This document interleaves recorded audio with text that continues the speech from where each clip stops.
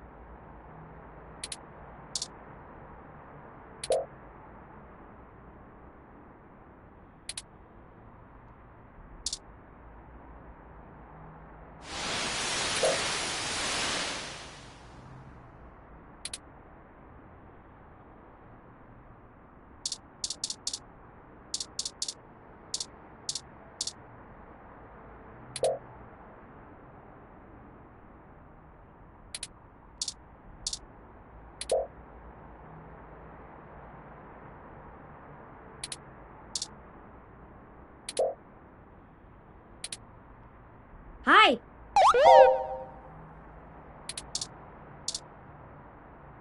Wow, you really like giving hugs. Good thing I do too.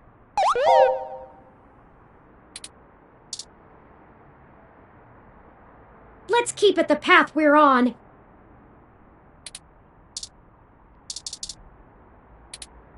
Why do you try to dump all the worst equipment onto me?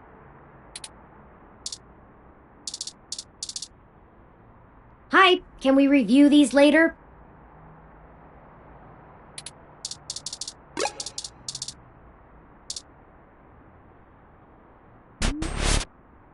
Ready to head out?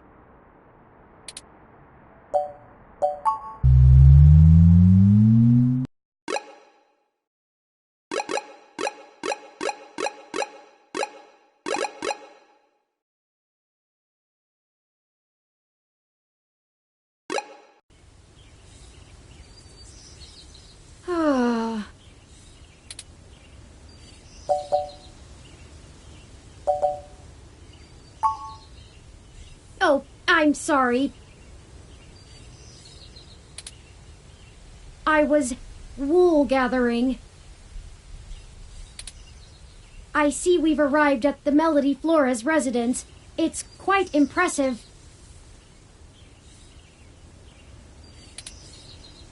But that's to be expected, considering that she is still the majority owner of the Flower Cybernetics Group, despite retiring from day-to-day operations at the company.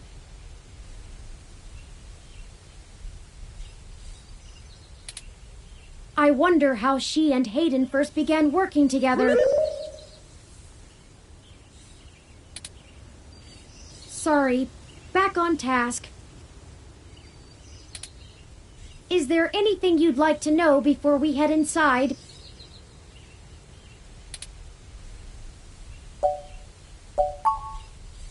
Flower Cybernetics was established in the early 2000s by Melody's mother, Antonella. It started out developing cutting-edge medical tech, including advanced prosthesis and nanoparticle diagnostic and treatment technologies. They were vastly successful when they perfected the first synthetic nerve mesh, allowing direct connection and control between the nervous system and a cybernetic prosthesis. The majority of their early projects were defense technologies for the American military, developing ruggedized military prosthesis for use on injured soldiers, and then eventually electively for special forces.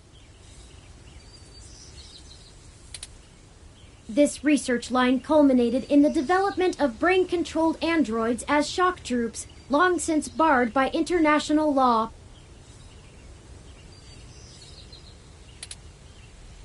Melody took over the company from her aging mother, and she fought against developing further military hardware from that point on. She pushed the company to use the BCA technology for the company's original goals of medical advancement, as well as developing the first direct link virtual reality implants. The company is largely successful on a global scale, despite continued legislative movement against extensive cybernetic use, especially brain implants.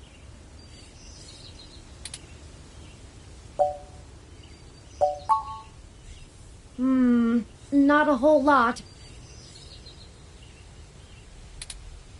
She's largely private, in contrast to her mother's penchant for courting a media circus. Several biographies of former Flower executives show her as intensely passionate about demilitarizing the company to the point of absolute viciousness in the boardroom. But it's been a long time since her days of fighting for the company, and she's since stepped away from the helm.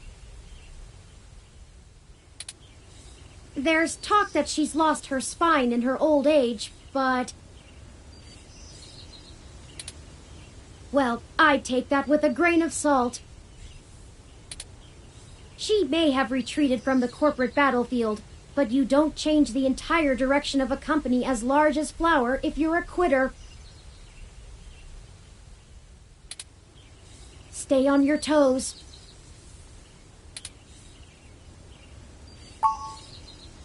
He did, and I can't shine much light on that. I know that System 1 worked with Flower to help develop the first operating systems for the Direct Link virtual reality implants, so perhaps it happened during that time.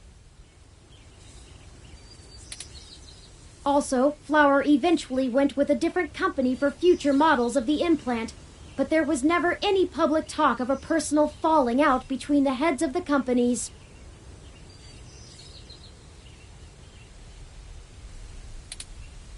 I'll scrape the mesh for more rumors, but they'll only be that, rumors.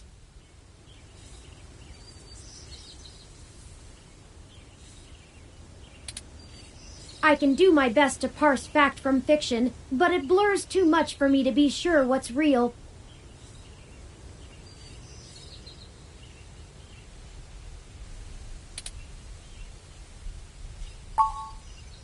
No time like the present, then.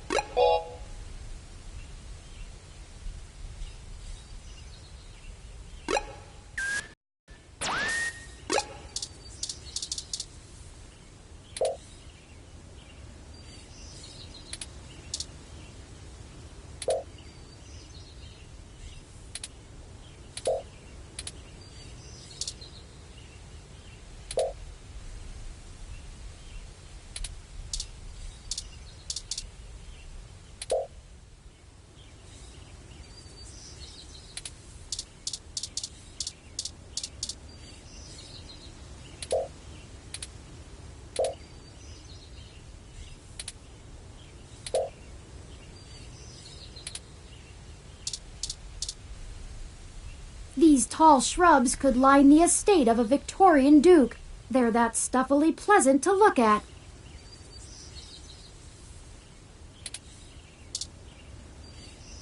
Don't you know the difference between a shrub and a bush?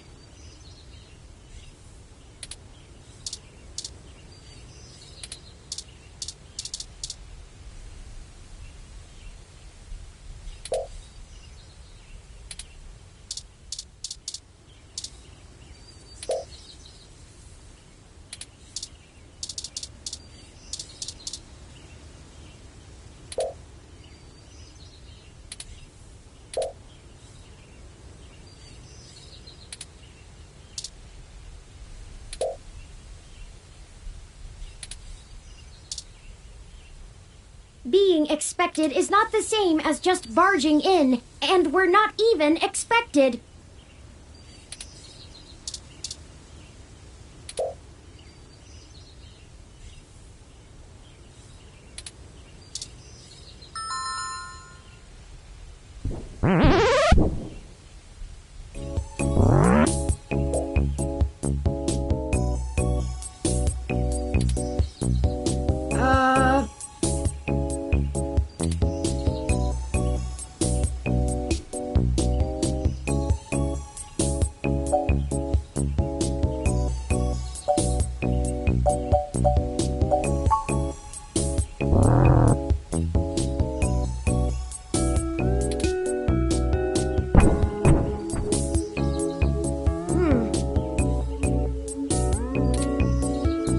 Guess is as good as mine.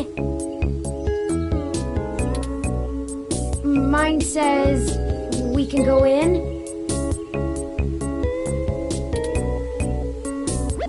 Should we?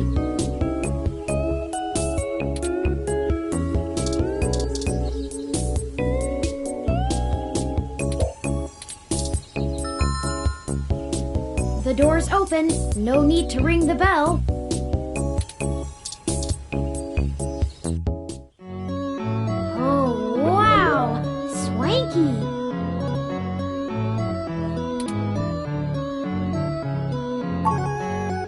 What? I have been trying to increase my usage of colloquialisms.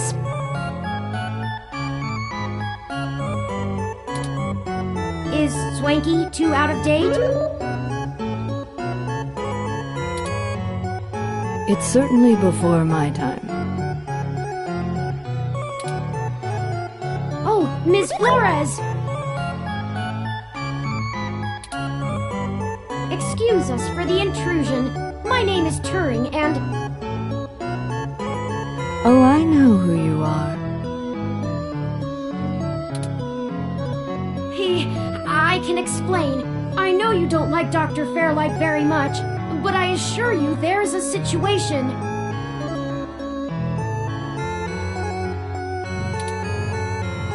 Fairlight? I didn't realize Hayden's research had become a charity case.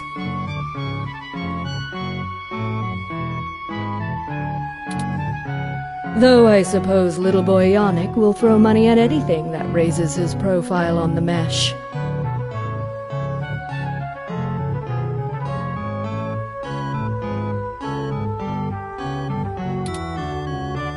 Wait, you know Hayden? Also, we actually only just met Dr. Fairlight yesterday.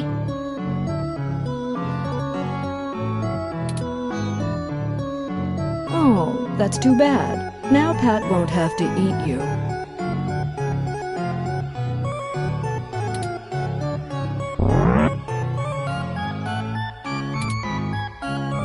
What? Though I'm not sure your gears would have been good for his digestion.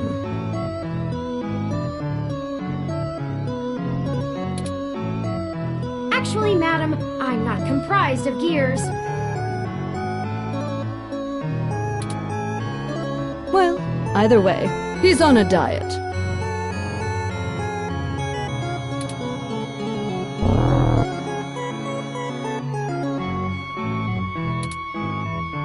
This philosophy is how I lead my life. Sometimes you eat the bear, And sometimes the bear, well, he eats you.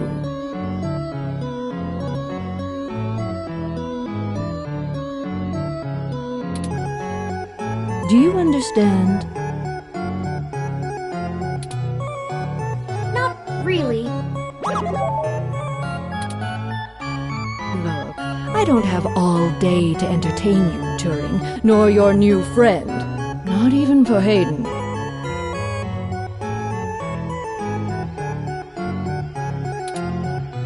You don't have time to waste if you're going to find him, either.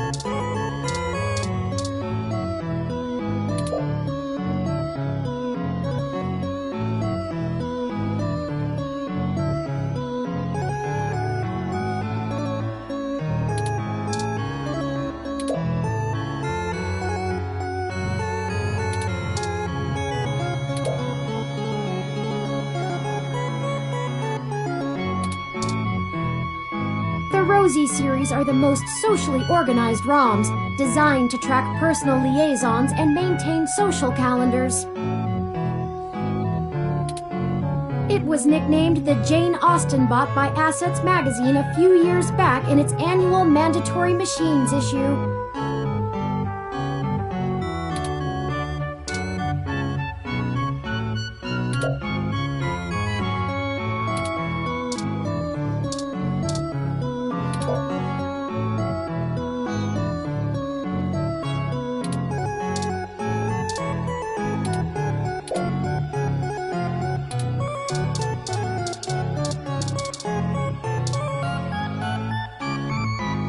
Melody keeps unusual company.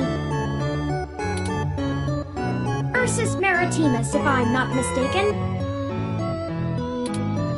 That might be why the temperature controls are set so low in here. I wasn't aware you knew the scientific name of the species. Ooh, has my interest in proper nomenclature started to rub off on you?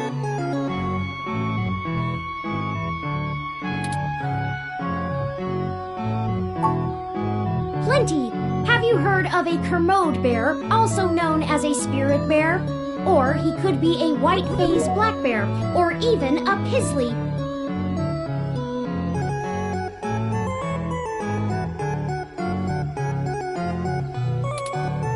But he's not. It's a polar bear.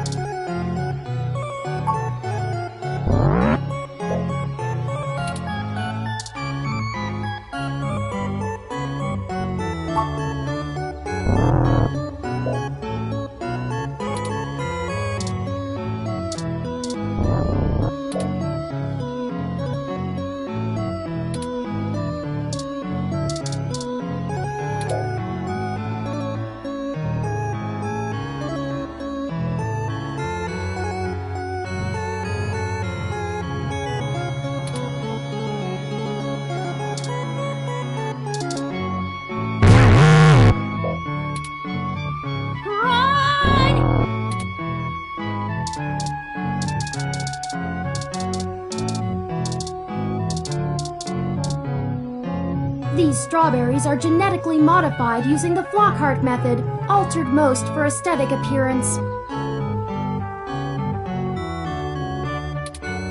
This is in contrast to the Borlaug method, where food is modified for greater crop yield and higher nutritional benefit. Those are for Pat, not you.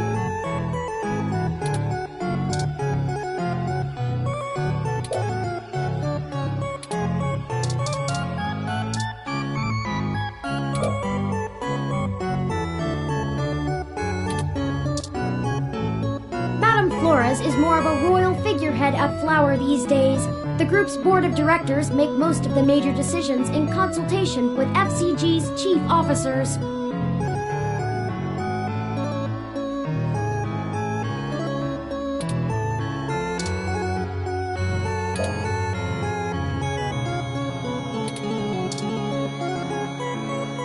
If you were one of Fairlight's worker bees, you wouldn't have made it through the door. So why are you here to badger me about poor Hayden? You have me at a disadvantage, Ms. Flores. You seem far ahead of us on this matter. Just call me Melody, darling.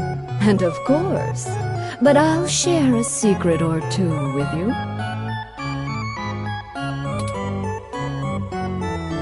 I have so many questions. Do you know what's happened to Hayden?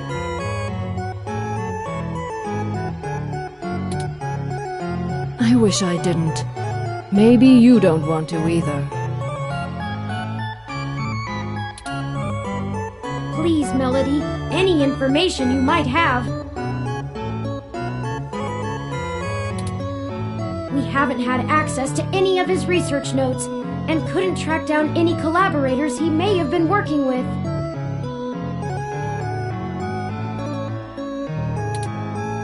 Perhaps if we know more, we might be able to nail down a solid motive. Well, I don't know if I can speculate on that, beyond the usual corporate infighting.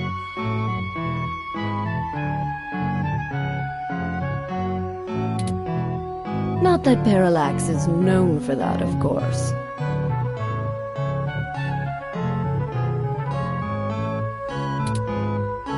We had been catching up recently, and he mentioned feelings of being watched. He started to worry he had been discussing your development with the wrong people.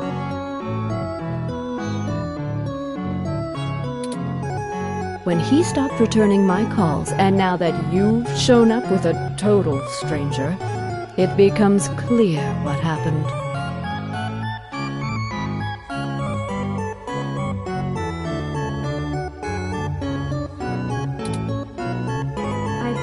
I see.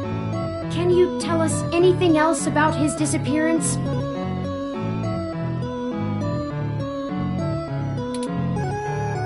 Oh, I'm afraid not, dear. I've been around long enough to know what's coincidence and what isn't.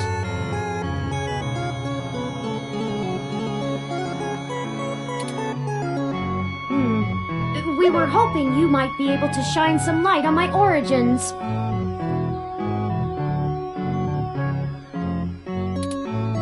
Fairlight mentioned that you had worked with Hayden in the past.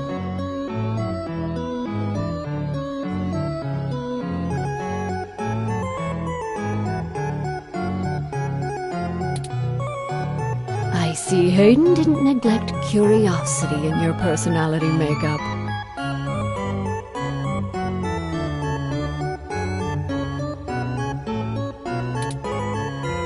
Well, you and I haven't properly met, but considering how often Hayden badgered me for design schematics of Flower's latest neural implants, I might as well be your aunt?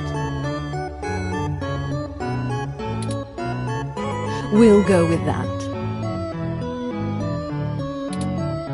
I wouldn't mind being an aunt, even to a blue-headed robot. I'm touched, Melody. Well then, I'm willing to answer your questions, for now.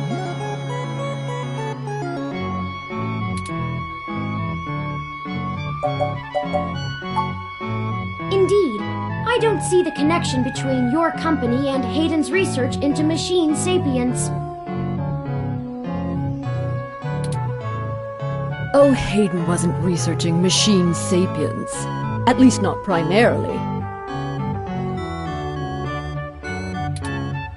Not to diminish the importance of your creation, Turing, but it's best you know the truth.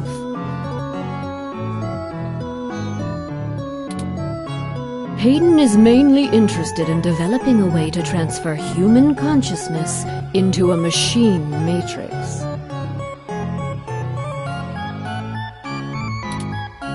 You can see why neural implants would obviously be an integral part of that.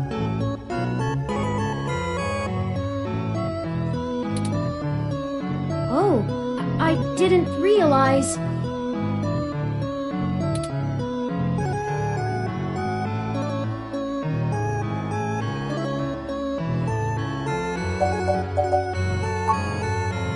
The concept of transferring the human mind into a computer has been an attractive goal for decades. Functional immortality is a powerful lure. The brain is an immensely complicated machine, and even though we know the right buttons to push to make pictures show up, we still can't replicate the entire thing as a technological construct.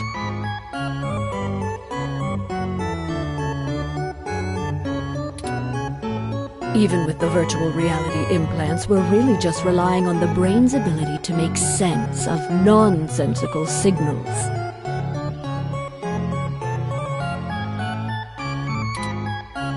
So Hayden decided the best way to make a machine more like the human brain would be to work in the opposite direction.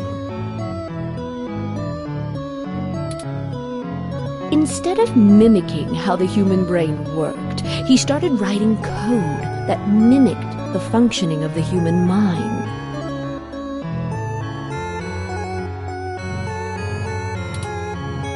Think of it like convergent evolution. Two species adapt in similar ways, but on completely different continents.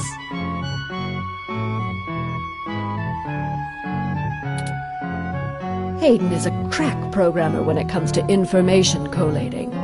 It's why Parallax hired him when they did.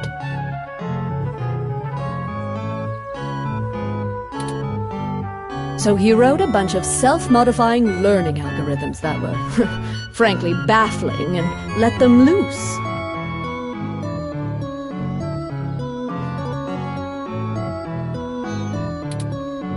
Poke and prod them here and there to make sure they value the same things humans do.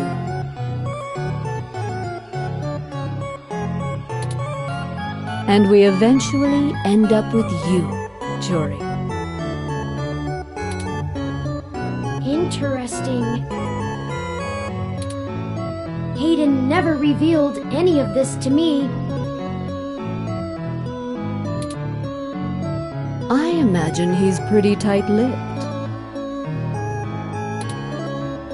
You were the first prototype he considered a real success, and he was afraid of contaminating your development before he had a chance to make good observations.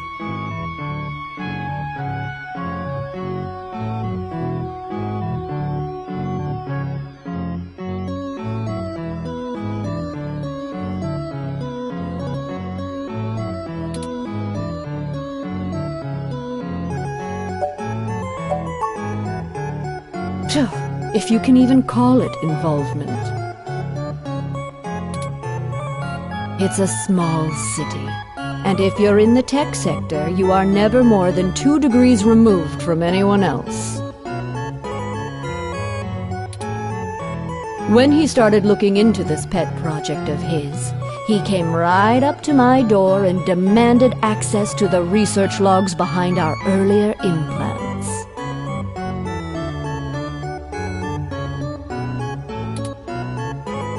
Cheeky, but it was impactful and disruptive, as they like to say around here.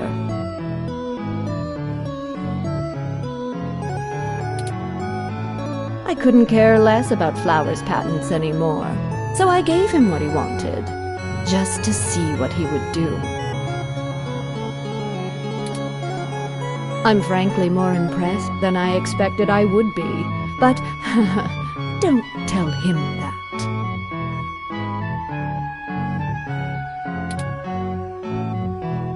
Worry.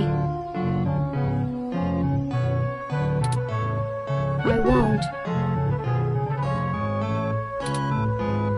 Oh, that was a compliment, dear.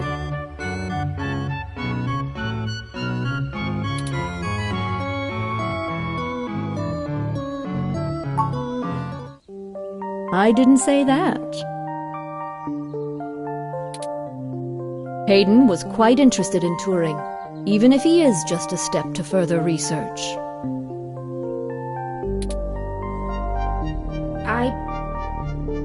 In fact, he was preparing to publish his findings involving Turing, and I know it's going to make one heck of a splash in the scientific community.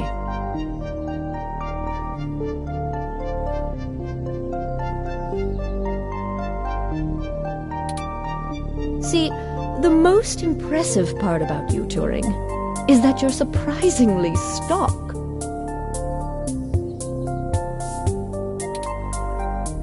I assure you, Melody, my construction involves only the latest and greatest in ROM prototype technology.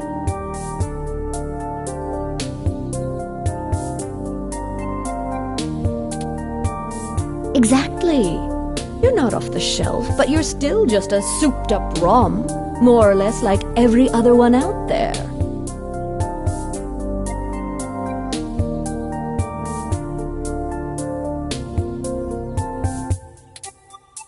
Your personality algorithms are impressive, but they don't require some new space-age technology to work. Hayden is going to propose that human consciousness transference does not require special brain-like hardware architecture, but merely the right software wrapper to interface with the hardware.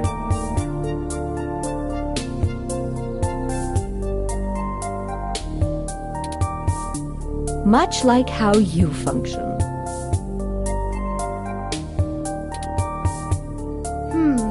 I suppose that is correct.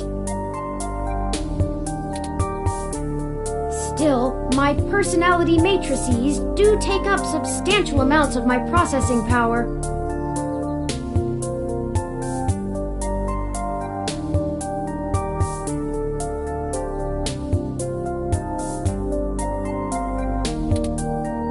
Wouldn't custom hardware have capabilities that better serve such a demanding specialized task?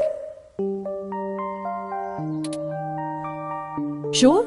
There's still plenty of reason in trying to make a computer that works just like a human brain. Efficiency is an important part of that.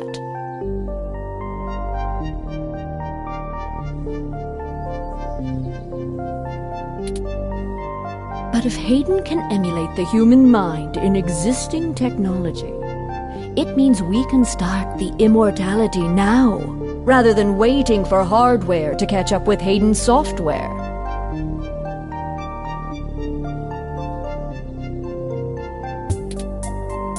Frankly, I'm not terribly interested in living forever, but there's more than enough people who are. Thank you for this, Melody.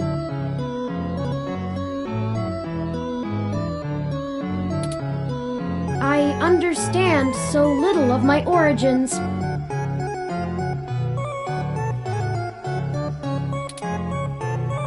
Well, I'm sorry I don't know more of the specifics. Hayden kept me up to date on his progress, but only in the vaguest of ways. If you can hunt down his notes, I'm sure they'll tell you more.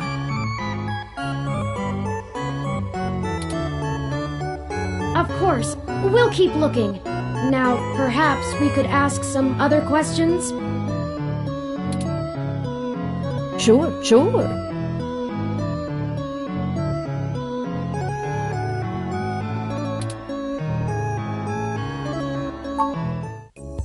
Oh, hell, that old bastard and I have been flashing daggers at each other for the better part of 20 years.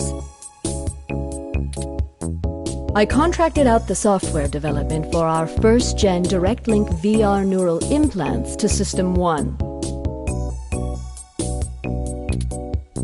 Things were going great, but after the first models sold like gangbusters, Yannick tried to get into bed with me, literally.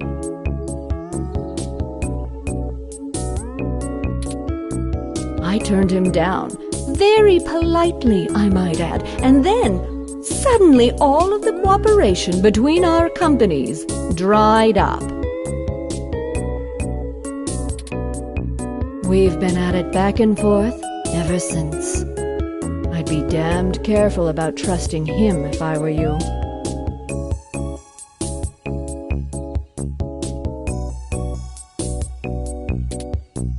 He's a snake, and he'll do anything he can to get what he wants.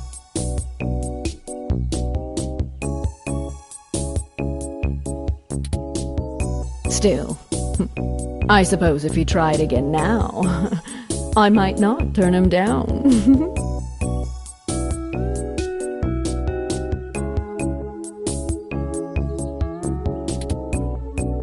It would be fun to needle him about me still having my own company when he doesn't have his.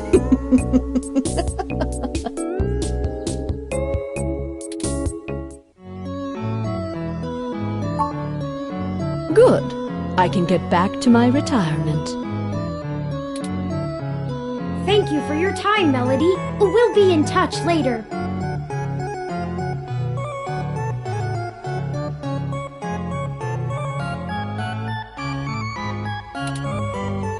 Oh, one more piece of information for you, if you'd like it. I've got the contact info for a Vincent Mensa, who I think might be of help to you. Vincent was working more closely with Hayden inside Parallax, mostly on his company-approved research on data collating algorithms for the mesh.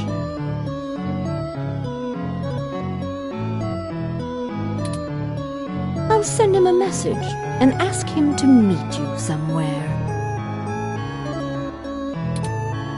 He owes me a favor anyway, and might be able to give you some more information on anything else Hayden may have been working on.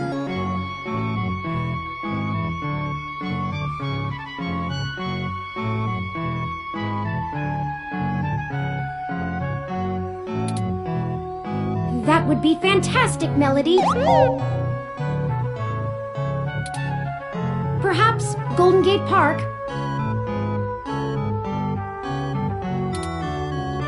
Be careful, Turing. I don't like Fairlight's stench all over this scenario. Don't show him too many of your cards.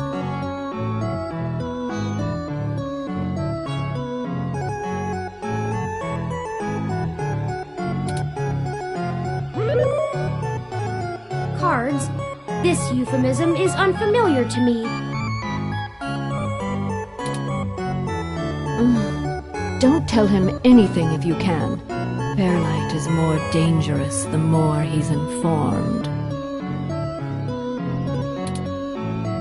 Thank you, Aunt Melody. Wish us luck.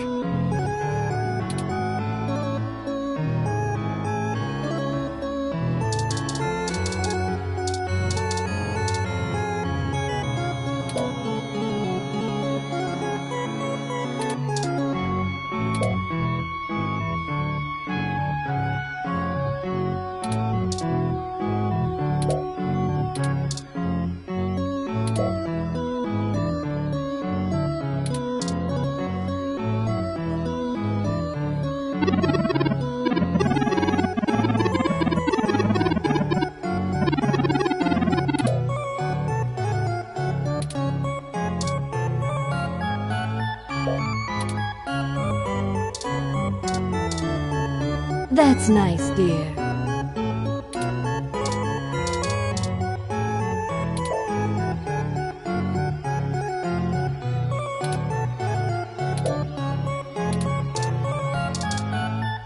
Do you think something as banal as rainfall is ever a concern for someone like me?